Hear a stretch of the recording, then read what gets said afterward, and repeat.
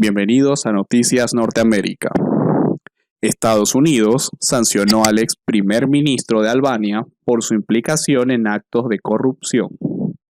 Su esposa, Liri Berisha, y sus hijos también han sido alcanzados por las medidas, por lo que ninguno de ellos podrá, entre otras cosas, viajar al país norteamericano. El Departamento de Estados Unidos ha sancionado al expresidente, ex primer ministro y ex diputado de Albania, Sali Berisha, por su implicación en importantes actos de corrupción.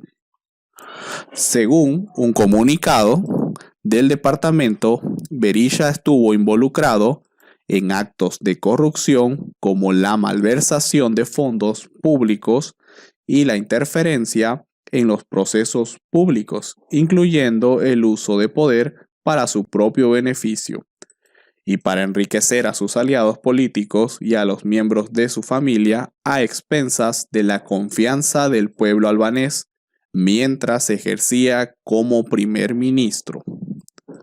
Además, su propia retórica demuestra que está dispuesto a protegerse a sí mismo, a los miembros de su familia y a sus aliados políticos, a expensas de las investigaciones independientes, los esfuerzos anticorrupción y las medidas de responsabilidad.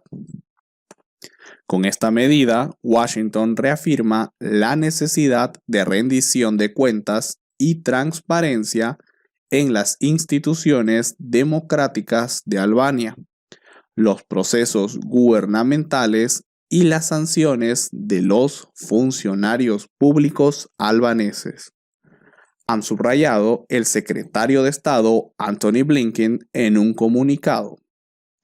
Asimismo, esta sanción ratifica el compromiso de Estados Unidos de apoyar las reformas políticas claves para las instituciones democráticas de Albania, ha concluido Antony Blinken. Asimismo, el secretario de Estados Unidos, Antony Blinken, abogó este miércoles por una mayor cooperación de su país con Rusia para hacer del mundo un lugar más seguro, pero advirtió que Washington responderá si Moscú actúa agresivamente. Si Rusia actúa agresivamente contra nosotros, nuestros socios, nuestros aliados, responderemos, dijo Blinken, en una rueda de prensa antes de una ronda de conversaciones bilaterales con su parte Sergei Lavrov durante un encuentro del Consejo Ártico en Islandia. Si los líderes de Rusia y Estados Unidos logran trabajar cooperativamente, el mundo podría ser un lugar más seguro, agregó. Lavrov, por su cuenta, dijo que Rusia está dispuesta a dialogar sobre todos los temas con Estados Unidos, si el diálogo es honesto y se basa en el respeto mutuo. Tras la reunión a puertas cerradas entre ambos cancilleres, Lavrov indicó que el diálogo fue constructivo. Desde la cartera de Blinken, en tanto, indicaron que el secretario de Estado mostró su preocupación ante los recientes movimientos de tropas rusas en Ucrania, sin sanciones frente a la construcción de Nord Stream 2. Poco antes del encuentro entre Blinken y Lavrov, el gobierno de los Estados Unidos retiró sus sanciones contra Nord Stream 2, la empresa constructora de un gasoducto entre Rusia y Alemania, controlada por Rusia, que Washington había declarado anteriormente como un riesgo geopolítico para la seguridad. Blinken dijo en una carta al Congreso que la renuncia a las sanciones originales establecidas por Nord Stream 2, con sede en Suiza, y su director ejecutivo Matthias Wering, está en el interés nacional de los Estados Unidos.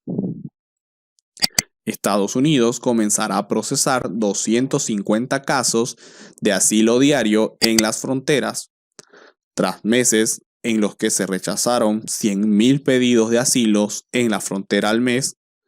La administración de Biden llega a un acuerdo con organizaciones pro-inmigrantes para aumentar la cuota diaria. Hasta ahora, la Administración Federal de los Estados Unidos viene procesando un máximo de 35 casos de asilo al día en frontera, mientras miles de personas son rechazadas de manera automática todas las semanas, en su mayoría bajo la excusa de la pandemia del COVID-19. A partir de ahora, el gobierno empezará a procesar 250 casos al día entre todas las fronteras y puertos de entrada al país. El cambio llega tras un acuerdo alcanzado por la administración de Biden y asociaciones de defensa de los inmigrantes, tales como la ACLU, Asociación de Derechos Civiles por sus siglas en inglés, y el Proyecto de Derechos Civiles de Texas. Ambas asociaciones, junto a otras, habían iniciado una demanda colectiva contra el gobierno para que pongan fin al Título 42, una orden ejecutiva en vigor que le permite al gobierno expulsar inmediatamente a un promedio de 100.000 inmigrantes al mes por la premisa de que eran un riesgo ante el coronavirus. Si bien la demanda ha quedado en pausa, el gobierno se sentó a negociar con las asociaciones y el DHS, Departamento de Seguridad por sus siglas en inglés, como parte de esta negociación. Ya se han procesado 2.000 casos de personas solicitando asilo. ¿A quienes se les está permitido entrar? Son solamente migrantes en condición de extremo riesgo o vulnerabilidad. La mayor parte de los casos se dan en la frontera sur.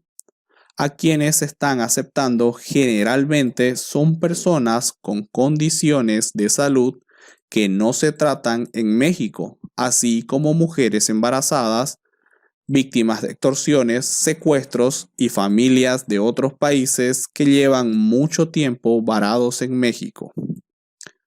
Durante meses, las organizaciones de defensa de inmigrantes han estado denunciando que había miles de casos de personas en condiciones extremadamente vulnerables que estaban siendo rechazados.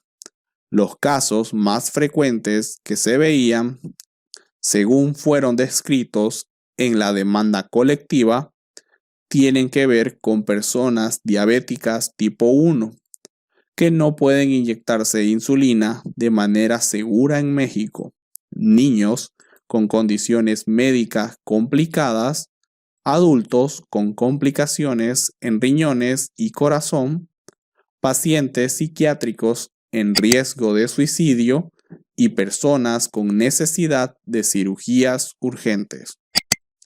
¿Qué organizaciones están ayudando a los migrantes? Además de la ACLU y el Proyecto de Derechos Civiles de Texas, las Caridades Católicas de McAllen en Texas, a la Casa de Migrantes en Matamoros y la Alianza de Salud de los Refugiados en Tijuana han participado de la demanda y están colaborando para que se revisen casos de personas en riesgo que fueron rechazadas en las fronteras. La nueva cuota de 250 migrantes está controlada por estas organizaciones con liderazgo de la ACLU. Entrar bajo asilo en la frontera es un proceso legal. Durante décadas los Estados Unidos aceptó este tipo de casos que luego son procesados dentro del país para una aprobación definitiva. La administración Trump, sin cambio de ley, modificó el modo de procesamiento exigido, que todo el trámite se hiciera desde el exterior y entraran al país una vez que tuvieran aprobación, lo que podía tomar años. Bajo la consigna de que permitir el ingreso de más migrantes ponía en riesgo a la salud de los estadounidenses durante la pandemia, la administración Biden cambió el requisito de que los asilos se procesen en el exterior, pero ha rechazado casi la totalidad de los casos que llegan a la frontera hasta el momento. Este es el primer paso para que la situación cambie.